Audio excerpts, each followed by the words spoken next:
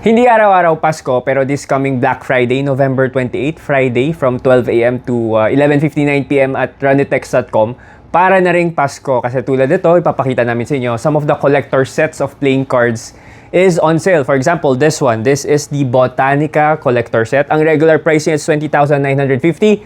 Ang Black Friday price, 24-hour price special lang, it's 10,250. No? Wala bang palakpakan dyan? Wala ka, support. Next is we have the Eye of the Ocean Part 2 collector set. Ang regular price niya it's 31,250. Ang on sale price niya, Black Friday price niya, it's 17,950.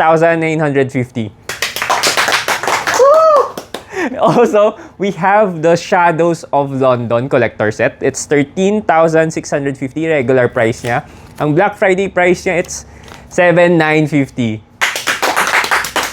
And finally, we have the Morpheus collector set. Ang regular price niya, it's 15,950. Tapos lahat to makukuha mo sa Black Friday ng 8,950. No? Again, all of this, exclusive price lang to sa Black Friday. Palakpak.